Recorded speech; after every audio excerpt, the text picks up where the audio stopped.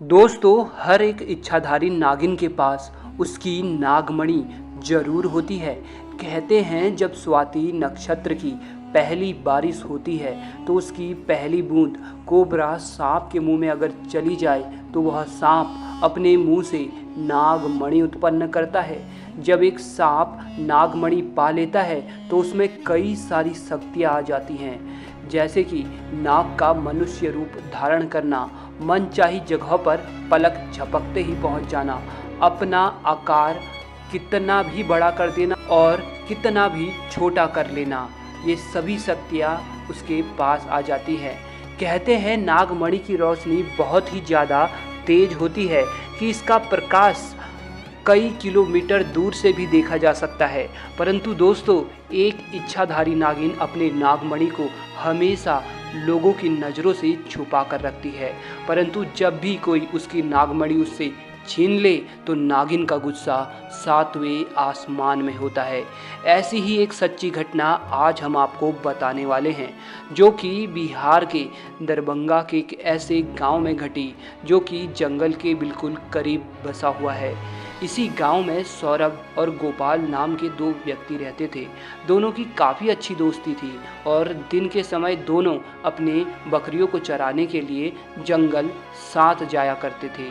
उसी जंगल में एक इच्छाधारी नागिन अपने नाग के साथ रहती थी और अपने नागमणि की रखवाली करती थी। एक बार गोपाल की एक बकरी घने जंगलों के अंदर चली गई तो गोपाल ने सौरभ से कहा कि तुम आज मेरी बाकी बकरियों को अपने बकरियों के साथ घर ले जाओ, मैं तो अपनी उस बकरी को ढूंढ के ले आता हूँ जो शायद जंगल में थोड़ा अंदर चली गई है। उधर नागिन भी अपना भेष बदल कर तथा मनुष्य रूप धारण कर नाग को नागमणि की रक्षा के लिए छोड़ गांव में भ्रमण को निकल गई।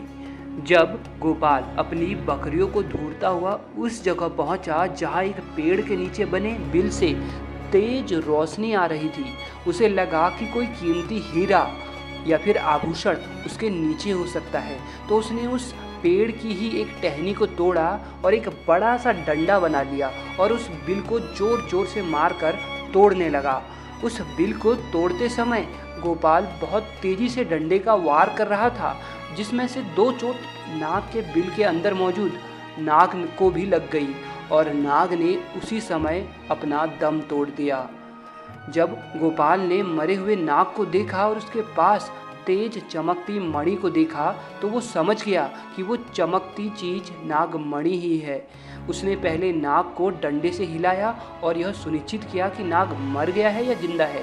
फिर उसने जब देखा कि नाग मर गया तो उसने अपने जेब से रुमाल निकालकर उसके अंदर उस नागमणि को रख लिया और भागता हुआ तेजी से घर को निकल गया और भूल गया कि वो बकरी को ढूंढने जंगल में आया था और वो बकरी अभी भी जंगल में रह गई।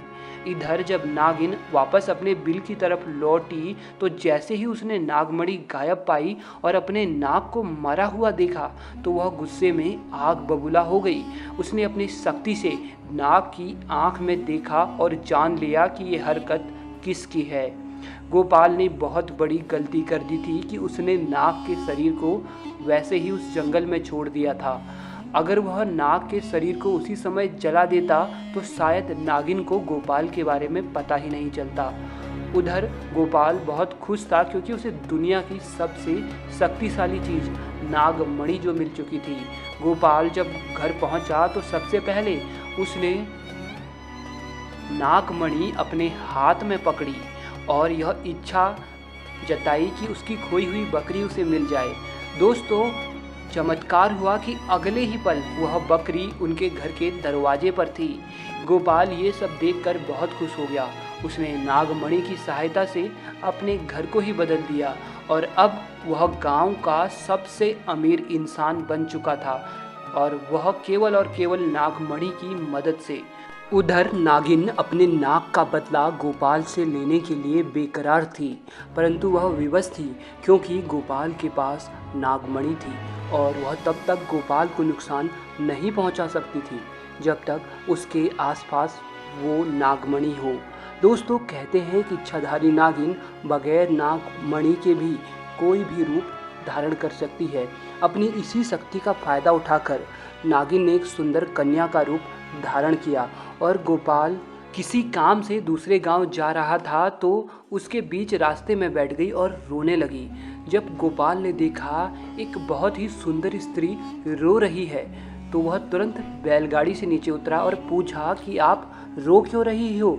तो नागिन के भेष में उस स्त्री ने कहा, मेरा नाम पायल है और मैं अपने पति के साथ दूसरे गांव में रहती थी, परंतु कल वह एक अन्य स्त्री के साथ शादी करके आ गया और मुझे मार मार कर घर से बाहर निकाल दिया है।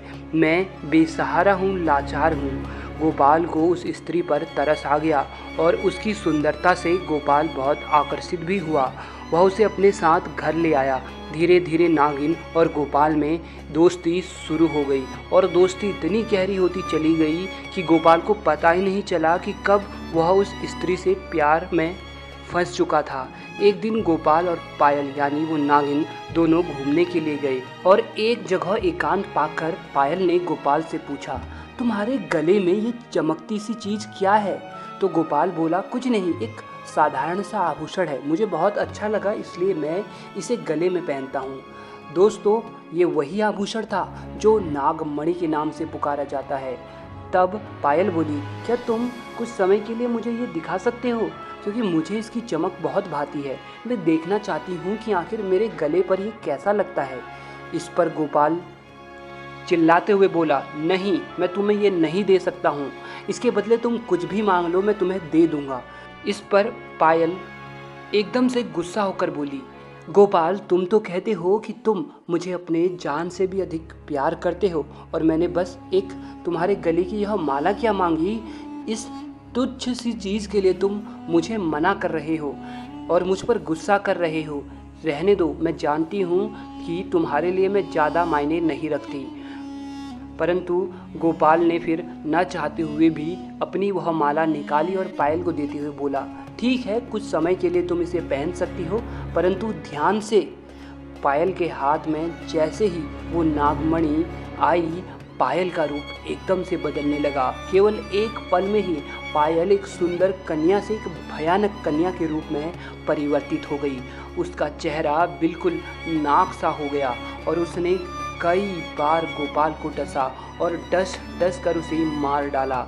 नागिन का इंतकाम पूरा हो चुका था, उसने अपने नाक का बदला ले लिया था। तो दोस्तों, कभी भी एक नागिन के नाक को नहीं मारना चाहिए और साथ ही नागिन के नागमणि को तो भूल से भी नहीं छूना चाहिए, अन्यथा वह नागिन 7 जन्मों तक उस व्यक्ति का पीछा करती रहती है।